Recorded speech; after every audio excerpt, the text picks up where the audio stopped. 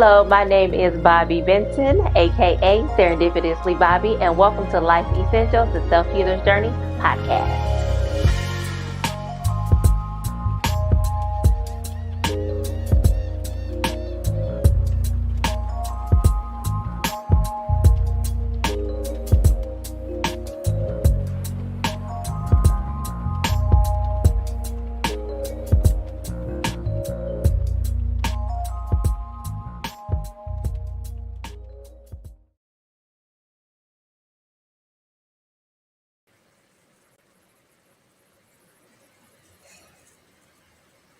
Hello, everyone. My name is Bobby Benton, and I am the host of Life Essentials, the Self Healer's Journey.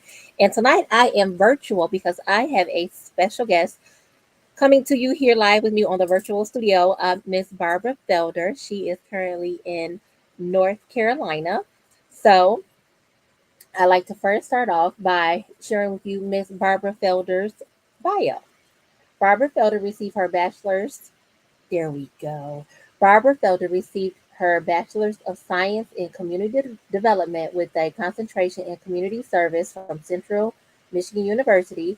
She served as Director of Pastoral Care, where she provided spiritual and practical guidance to bereaved families as they navigated through the grief process for more than 15 years. She served as youth pastor for 3 years and led the intercessors prayer group for 3 years as a member of the Elders Council of New Mount Moriah International Church under the leadership of Bishop William H. Murphy Jr. In 2007, Ms. Felder received her biblical counseling credentials from Christian Research and Development in 2021. Ms. Felder published her first book, Walks with Me, A Mother's Testimony of Faith Through Grief. The purpose of this book is to get families talking about grief and loss and what it looks like for each family member. It's written with transparency so the reader can see the importance of faith and truly believing and living what is written in the Bible. Her passion is to help people practically apply the Word of God every day to their to the very lives Christ died to save. Miss Felder was born and raised in Metro Detroit, a former Oakland County government staff member for 23 years. She now serves uh, Mecklenburg County as a probation parole officer for the state of North Carolina. She's been married to her husband Ken for 29 years. They have two children, Keenan, Kimberly, her daughter, who is no longer with us, and her son Kyrie. She also no, Kimberly is her daughter-in-law.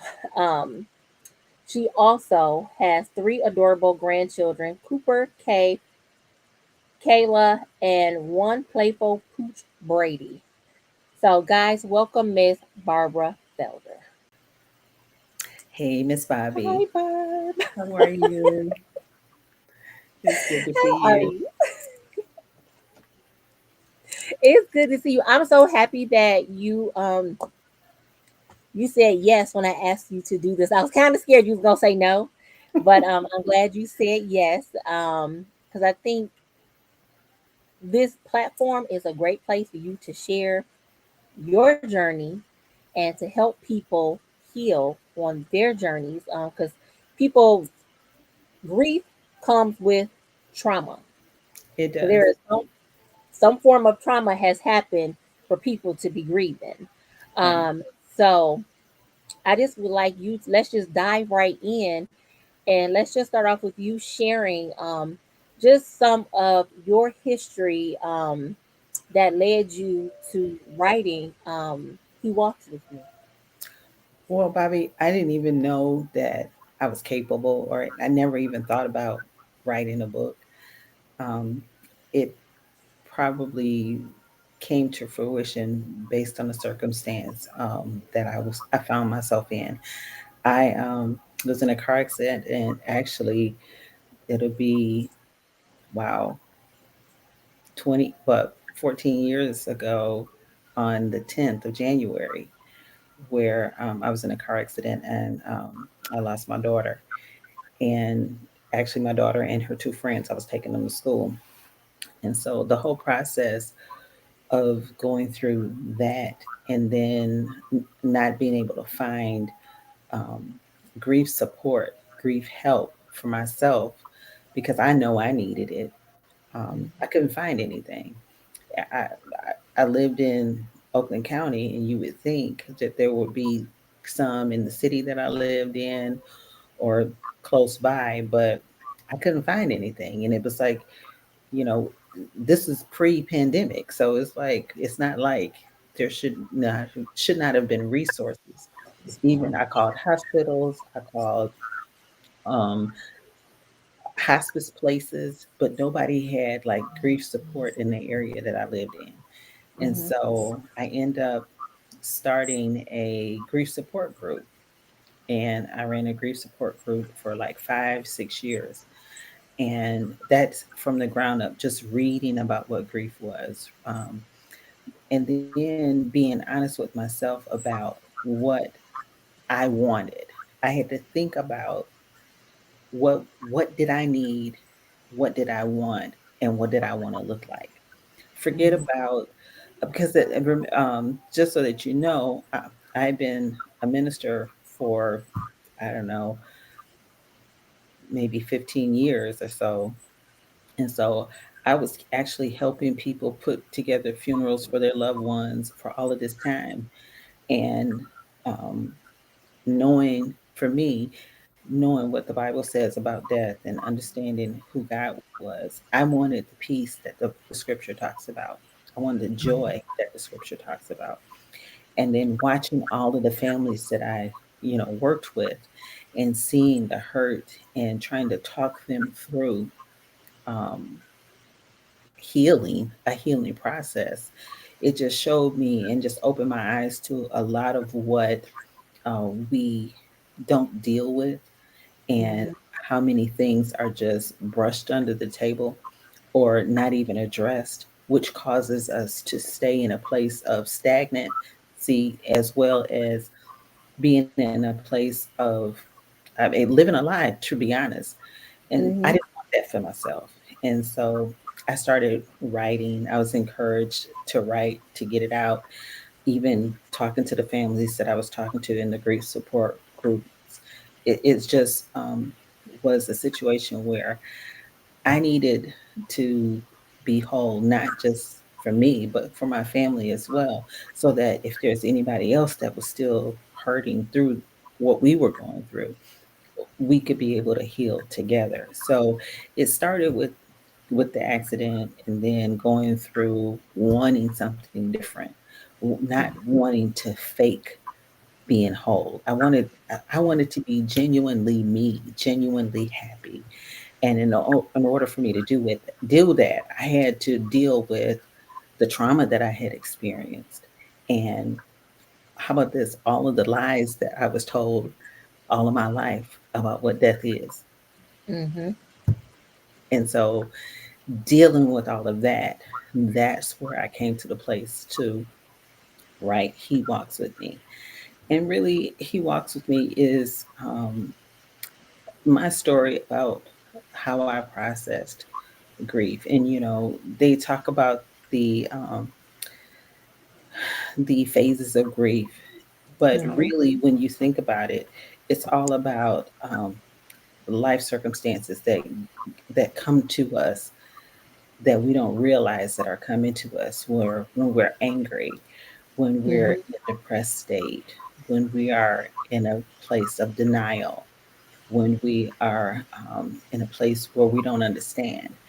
And Mhm. because we don't understand really where we are and how to deal with it, because nobody talks about it, that's where the book came from.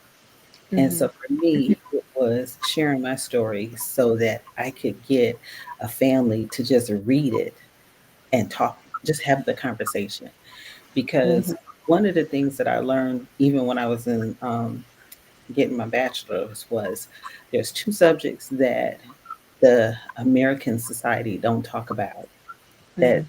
sex and death. They don't talk about those two things. And because they don't, um, we are in the dark about what it really is. And they're taboo subjects where nobody wants to address the reality of it. Mhm. I can remember being a kid growing up, and this was, growing up, and you asked if somebody would die, and they would say, I was be told, oh, somebody's sleeping. That's not true. I'm And glad you said that because I was going to say, what are the lies that you were told? And that's mhm, one of them because I that's heard that mess too. yeah, so you hear that, or they've gone away for a while. No, so now here we are, we're teaching our kids how to lie because Hmm. we're not giving them truth about a situation, which it's very simple. It's very simple.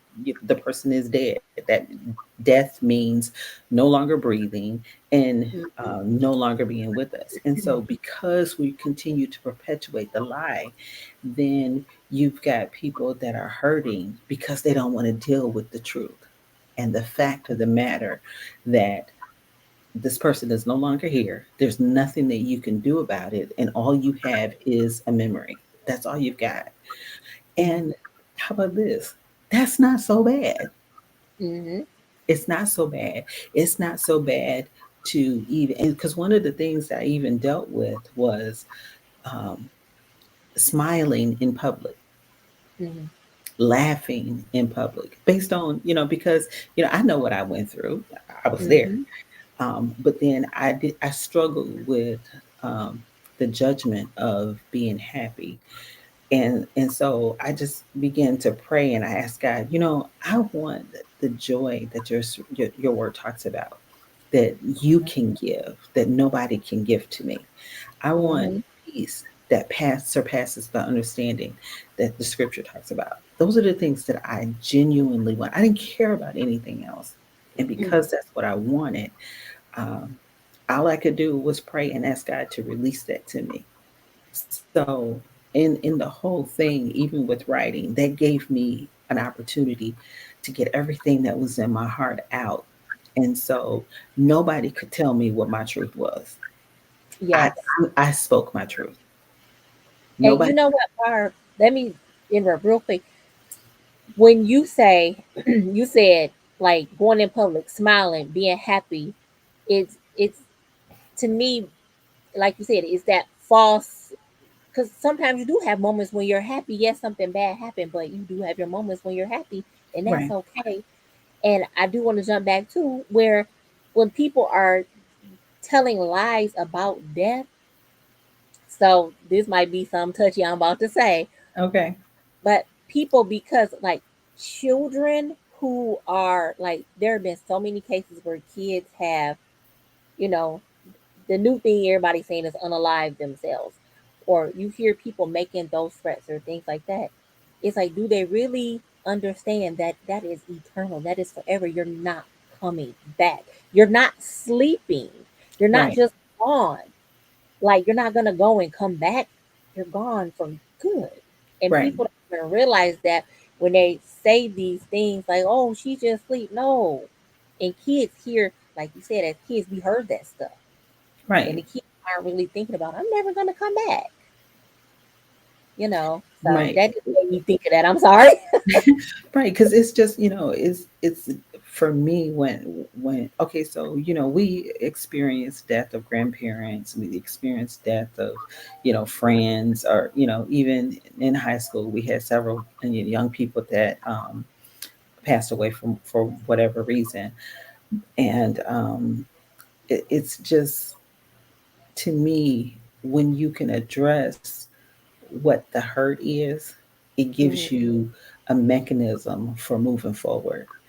One of the other another lie that I believe, and this is just Barb Felder, it ain't got nothing to do, and I don't have no science behind it. I don't have no nothing. It's just what I Mhm. believe. Mhm. Um, when someone dies, we hurt because um, we're attached to them by Mhm. whatever the relationship is. And when they die, it's just like this. You'll never be able to put that piece of paper back together. Yeah. You'll never be able to put it back together. And the healing process is trying to get it back. Well, guess what? You'll never be the same because the person is no longer here.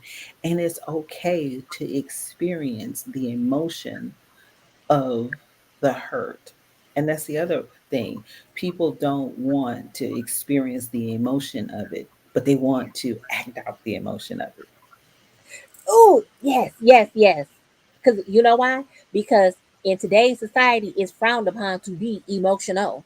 You're weak if you're emotional. To Right. me, being emotional, that's strength because you're vulnerable enough to let it out. Not only that, you're vulnerable enough to be honest with yourself. Yes, yes.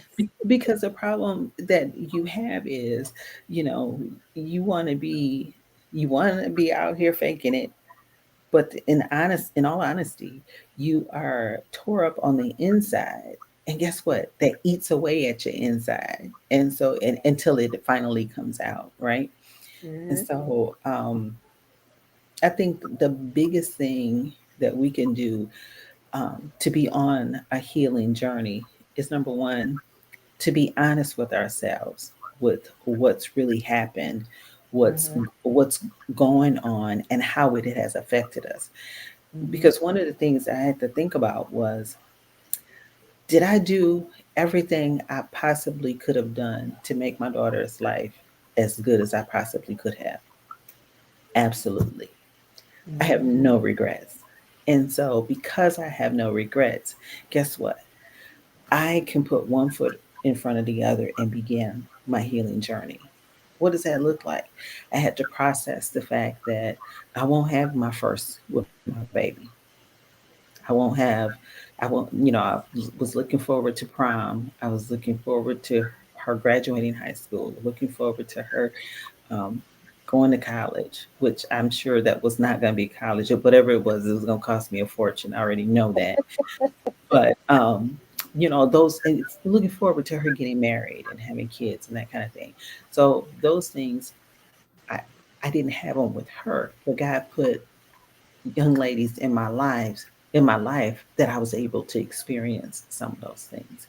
And so I believed because I desired to be happy more than I desired the attention or desired to be stuck, that God gave me a way out. He showed me how to he connected me with people that would give me and allow me to have a fulfilling life, because the other lie is people don't think that they could be fulfilled or have full lives with, because of the hurt and trauma that they've experienced. That's not true. Hmm. Yep. You can actually move on. And another lie is it takes you forever to move on. Lie. That's a Yeah. choice.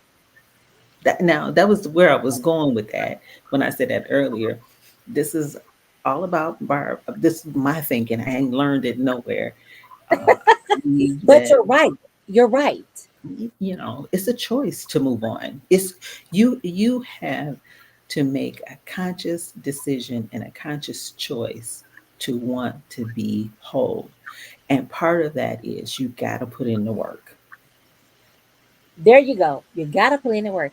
Barb, you know, our backgrounds were we've been in the trenches together, Right. for years. And is doing the work is where a lot of people we've seen throughout our careers just get stuck. Don't nobody want to do the work. They want No. what's easy. And what did you say? You said some people they want to put on the show or stay stuck to put on the show. And Mhm. this gonna sound so mean. So forgive me, audience. Sometimes people like the attention they get because of The they make circumstance. it about the circumstance. They make it about them, and Right. they get stuck with that wanting that attention or whatever. And they Yeah. you cannot They skip. use the pity for Yes, attention. They use the yes, pity for yeah. attention. And that was one of the things that, I had to think long and hard about, even in writing the book based on where I was at. And I Mm-hmm. had to make sure I was like, God, I don't want this to be about what happened to me. I want this to be about helping someone else to read my story, because within each chapter there is a space where for reflection for you. And I think that was important because what that does, it takes the focus off what happened about my circumstance, and it puts it on you so that you can begin to do the work. And that's what this was about. This is about you taking a step, not just being nosy rosy in reading, but Mhm. how about taking a look at a look at you so that you can begin putting in work for healing for yourself. Because Mhm. when you can start on your journey, then guess what? Your life becomes much more fulfilling. Yes. Yeah. You know what, Barb? Since I've met you, like when I first met you, I didn't know your story, and I would have never ever guessed that you had the story that you have. But as I got to know you, because you don't just go like my daughter, da, da, da. You don't do that. Right.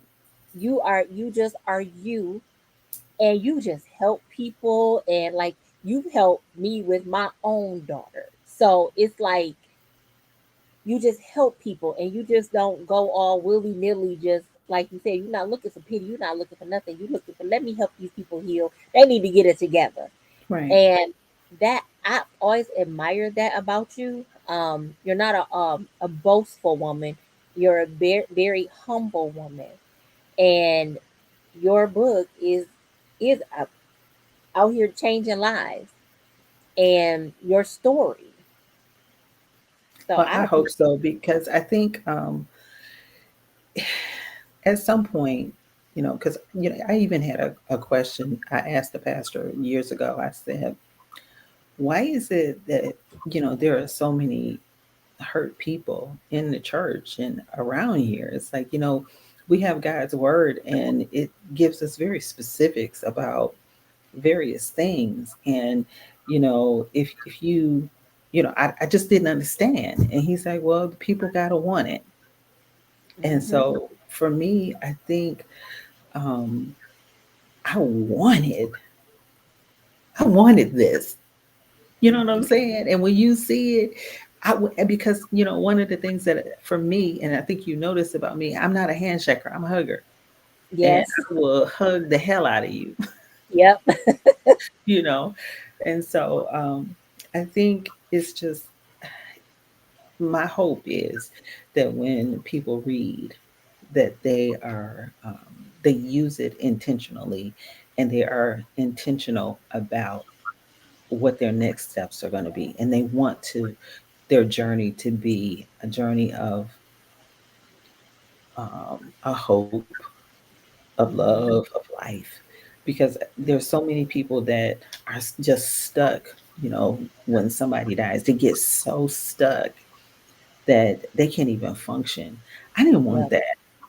that. I wanted to be different. I wanted something different out of my experience. And Mhm. one of the things, being a minister, elder, I told God, I said, how you can't put me in this situation and not be glorified behind it. Mhm. Because I mean, I am nothing. I'm nothing. But when I go and have to talk to somebody, I need to be able to. Um, people need to be able to see God. And so, that's what this was all about for me. Is like, the, don't pay any attention to what I've written and so much to say.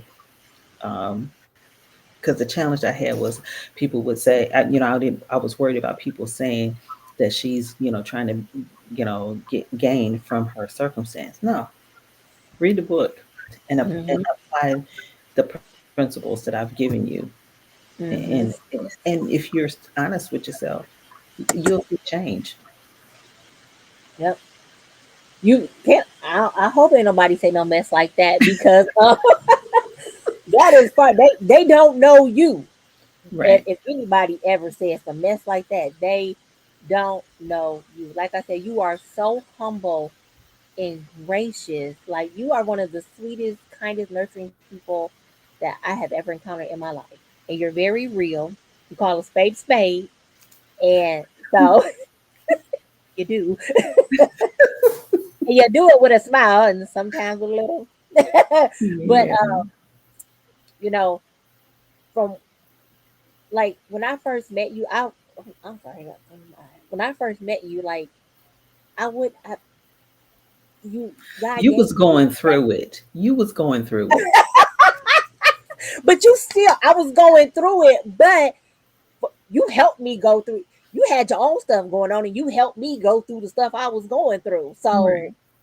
I I appreciate that. I will forever be you calling me, I'm coming. So Right.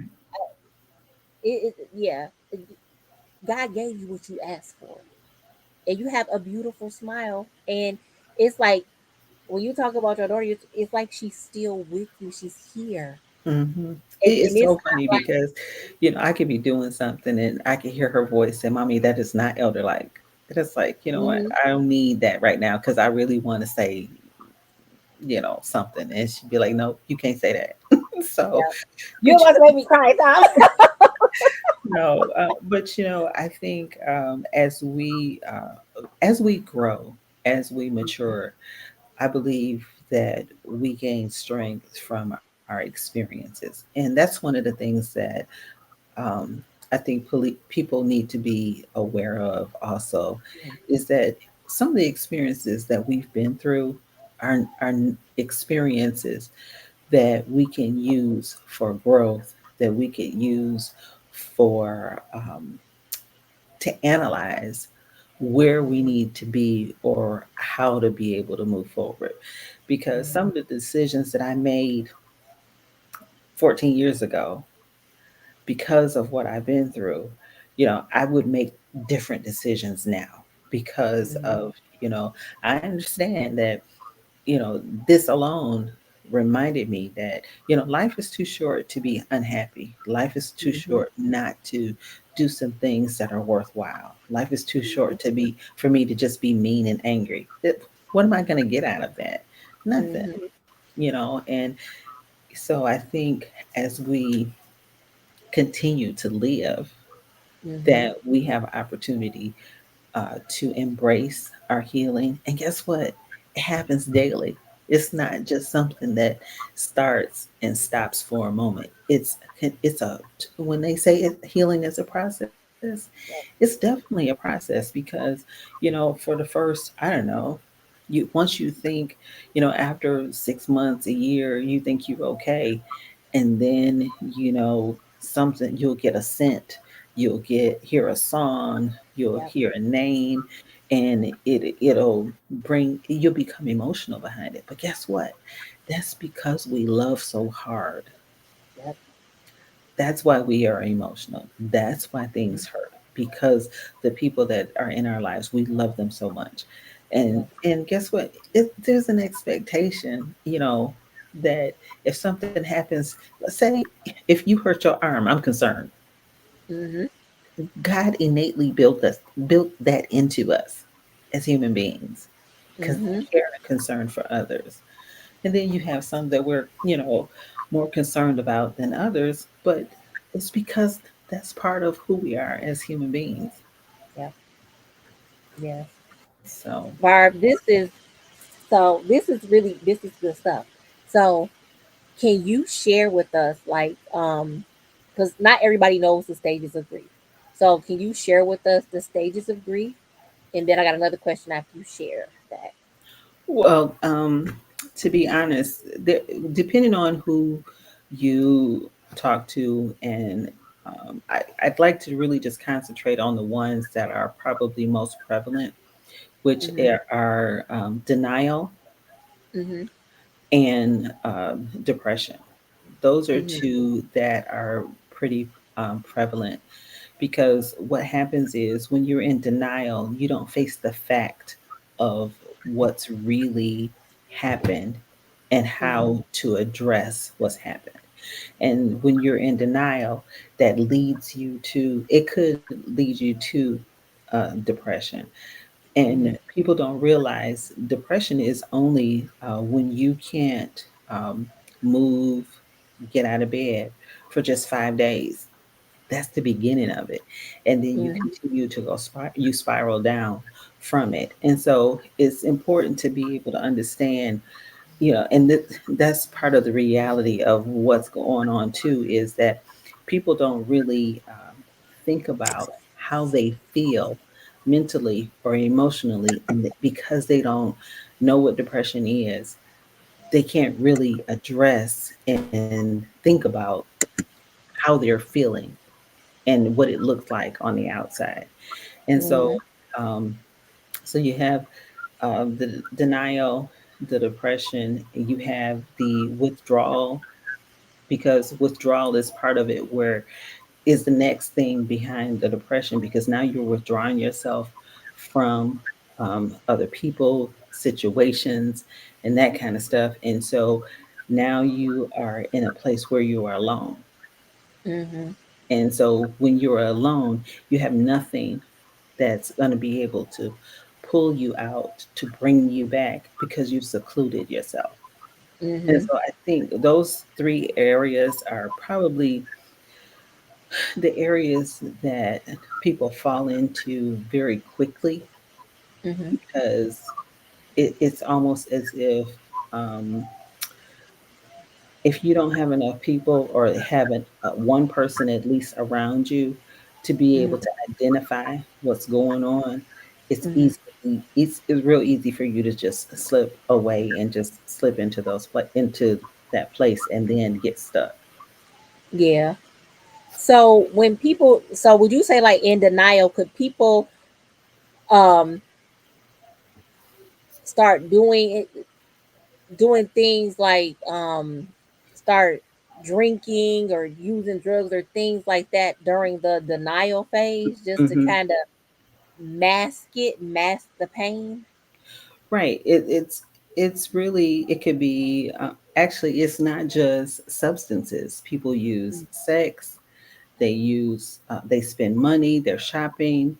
So there are various things that people do to mask it, from drugs, Mm-hmm. alcohol, sex, um, spending sprees, or just spending money. So Mm-hmm. it's all of those things, and anything. It's almost as if, you know how when people say, "Oh, I'm just going to keep busy." That's part of it too, because you're not Mm, dealing with the reality of it. So denial is really not dealing with the reality of the matter. mm, that's okay. So I didn't, I know like in relationship wise, I've always heard people get bit or breaking up in a relationship, but Mhm. it's the same. It's the It's the same same thing. thing. It's the It's same still a thing. loss. It's Yeah. still a loss. Because how about this, Bobby? A lot of people don't realize that a loss is a loss, regardless to what the loss is. What Mm-hmm. do people do when they lose a job? It's the same thing. Yeah. A relationship, it's the same Mm-hmm. thing. A family, the stage, you have stages of grief for changes of life, and Mm-hmm. people, we don't, and see, these are things that we don't talk about. Yeah. When you have life uh, circumstances, or life things that change, that, anything that comes in and causes you to have to do something totally different that you always done. I mean, you could be something as simple as, how about this? I lived in Michigan all of my life, and now I'm up in a different state. Like, can you imagine the trauma? I mean, Yeah. I mean, but although it was a good thing, there's still Mm-hmm. pieces of it that was traumatic with the move. I mean, it was, Yeah. it's so much that has gone on, but now going through the whole process, it's like I can walk somebody through this because I've been through Yeah. it. You know what I'm Mm-hmm. saying? So it's just a But that's matter of understanding. And I know you were talking about the stages of grief, but it's, whenever there's a loss, you can experience the stages. And how about this? There is no, you're going to do this first, this second, this third, this fourth. No, you could be back and forth between two of the stages, or you could be in two stages at one time. Mm-hmm. So Now, it's just go ahead. let me ask you this. So, okay, do you believe that? So, we got the stages of grief, and like you said, you can be all over with it. But what if you skip, like, you just totally miss over one of the stages, period? Will that affect you? So okay, so let me. How about I do this? Mm-hmm. I know I just talked about the couple. So the stages are denial, anger, depression, bargaining is what, and acceptance. Mm-hmm. Those are the stages. Mm-hmm. And so when you think about, um, I've talked about denial. Um, I didn't talk about the anger part of it because the anger part is, you're gonna have that with you for a minute. It could be with you for a minute because you're until you get to a point where you start to heal. Because Mm-hmm. the anger could come from just being mad about the fact that the person is gone. Mm-hmm. It could be anger about, now I got to take care of everything. Mm-hmm. Depending on where, the relationship. Bargaining is just trying to, um, almost as if you are, um, wishing it away. Mm-hmm. Does that make sense? It's Yeah. like, uh, being in a state of, you know, well, uh, I'm here, but it could have been this way or it could have been that way, and trying to conjure up, a different circumstance. Mm-hmm. And then I talked about the depression part, and then the when you get to the place where you can accept it, Mm-hmm. now we're moving forward. Mm-hmm. Not saying that all of these may not come up again, because there's going to be, I mean, there are some times that I still, I don't get angry, but I have some woulda coulda shoulda moments about, dang, if she was here, I know we would be doing this, or Mm-hmm. we would be doing, that kind of a thing. And Mm-hmm. so, but I'm not stuck because I've gotten to the point where I've accepted it. Mm-hmm. And so one of the things I talk about in the book is, um, building a monument, Mm-hmm. um, surrounding or concerning the person that's died. Mm-hmm. It took me a long time to remember the date of the accident. Mm-hmm. I couldn't remember it. And I was like, why couldn't I mean, talking with somebody would ask me, and I was like, and I would have to think about it. And I would have to actually go to the calendar and look because I couldn't remember the date. And I was like, Mm-hmm. why can't I remember the date? Because God wouldn't allow me to build a monument on that date. Mm-hmm. He wouldn't allow, he didn't want, when January 10th come around every year, he didn't want me to be stuck.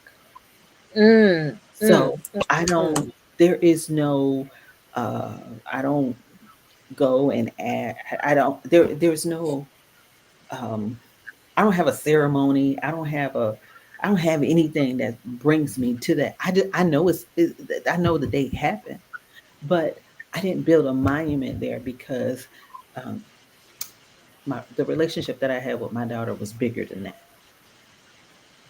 It was more important than that.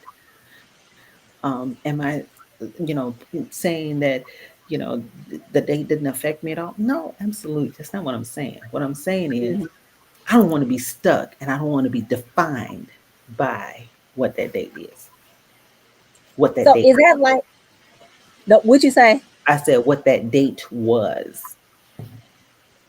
So let me ask you. Okay, so when you say that monument or that, because I know several people who have lost loved ones, and like clockwork, when that time comes around, depression and everything immediately, like clockwork, sets in. Hmm. And I helped one friend work through that getting over that because she had so much anger and hurt still there. But I was like, do something fun, change it instead of being angry or upset. Change it to a celebration, the good memories, something fun to just make it a positive thing. So, like you said, you're not that monument is not keeping you stuck in that sad place Mhm. because I feel like you should celebrate that person's life. Like make it a celebration of life for.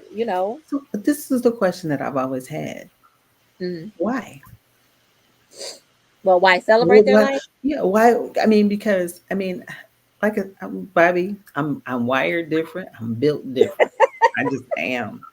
Uh huh. But the one of the things, even when I would talk to people about when they're preparing funerals, was how do you want to feel when the service is over?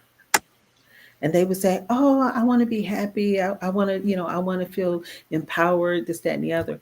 But everything in the service would be for the person that died. Mm-hmm. How is that helping you? Mm-hmm. And so, even in um, I don't I can't I can't understand, I can't grasp um, celebrating someone on the anniversary of their death every year. I can't wrap my mind around it because how what is that doing for me? Mm-hmm. So I, don't celebrate the death. no, Okay, I get I get you why know what I'm you're saying saying? that. Yeah, I just can't do it, and so um, if you, I don't even understand acknowledging it. I Mm-hmm. don't understand it. Mm-hmm. I, I I don't understand because, uh, and people might think I'm crazy, but the scripture says, "Let the dead bury the dead." Mm-hmm. To me, that means let them be where they are and live. Don't carry the ghosts around with you. So Live. would you is that like do you think that because people do that that could be why that depression and everything sets in like clockwork because I they're believe so. I believe, you know, I think we are living beings, right? hmm Okay. So if I'm a living being, my primary objective is to what? Live. yeah yeah And I can't live in a dark, depressed state. hmm I can't thrive in a dark, depressed state. hmm I mean, what grows in the dark? no nothing I don't, I mean, so I'm just, like I said, I'm wired different. My experience has caused me to see things a little bit different. Is it accepting of other people? Probably not, because we want to hold on to those things that we've lost. hmm But how about allowing God to pry your hands open so that He can release some healing into it, hmm some joy into it, hmm some peace into it? I get so you saying that like you have just like mind blown me here because no, seriously, I have never thought about it the way you're saying it because that makes sense why the depression comes or the sadness comes like clockwork because you're commemorating or holding on to the The death death. instead of the celebrate their birthday, their life. You know, on this day I celebrate my baby was born this day. Maybe something like that then. What do you think about that? I don't know because I tried that the first year after, like, so Ashley's birthday was in April, and so Mm-hmm. I tried it for her birthday, and it just didn't work. Mm-hmm. It didn't work. It made it worse. I'm glad you said I didn't want to because you kept saying about her. I'm like, did she want us not to say Ashley name? So because I wrote her name right here and kept circling like I want to say her name, but do she want us not to say her No, how about there was a spell where I was self-conscious about saying it because I didn't know, I didn't want anybody else to feel some kind of way about it. And I was at work one day and I name? approached my boss and I said, "Man, I'm sorry. I keep saying her name. I keep talking about her." And she said, "If you didn't talk about her, I would think I would need to probably send you somewhere."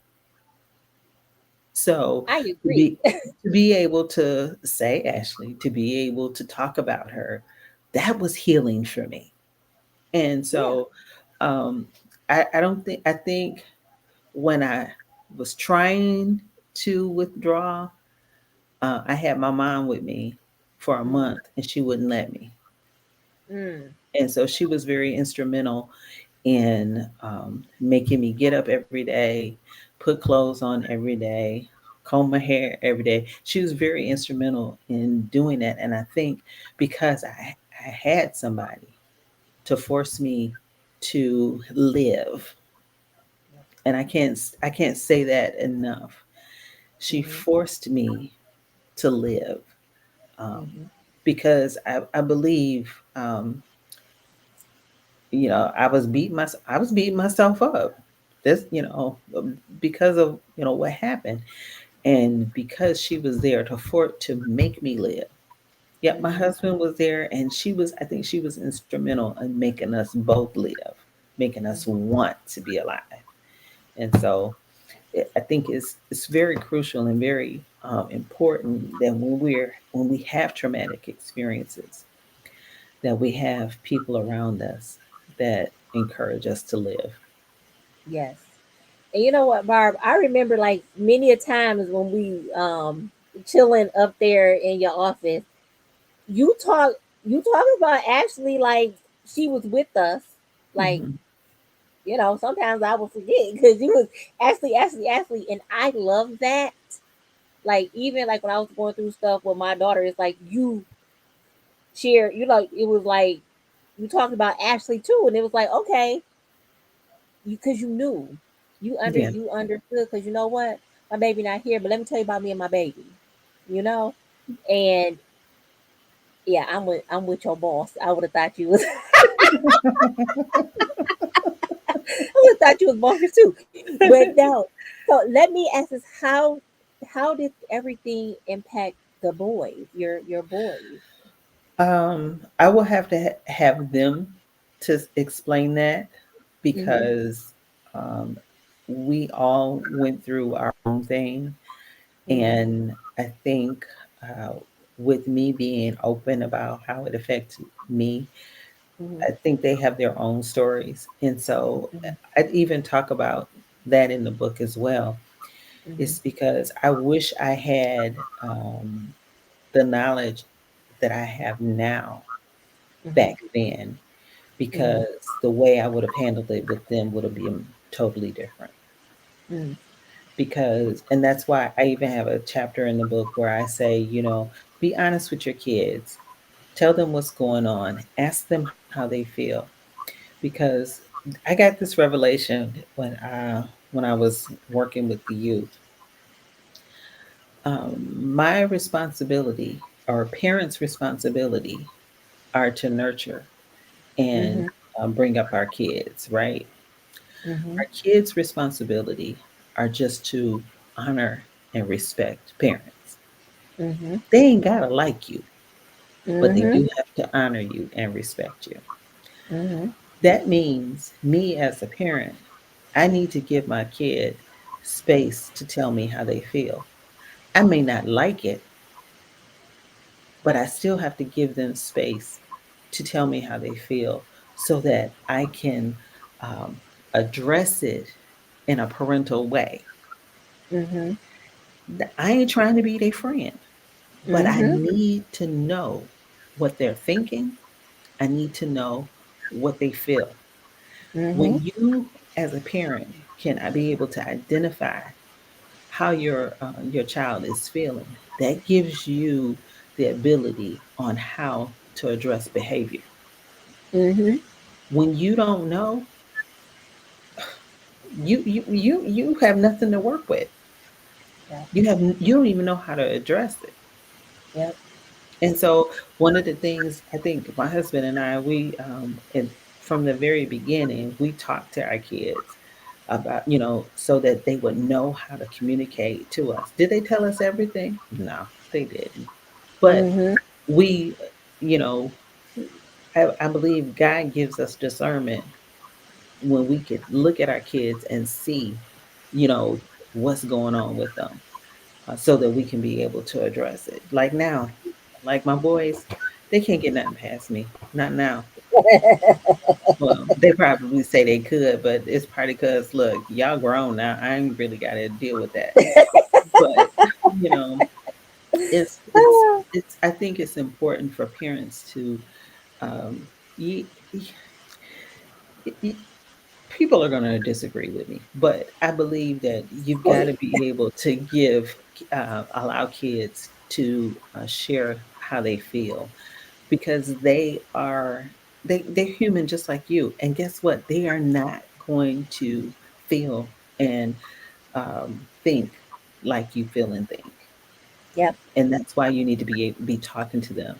Talk to them about what it means to when someone dies. Some people are, they want to shield their kids from all kinds of things, but what happens when someone close to them dies?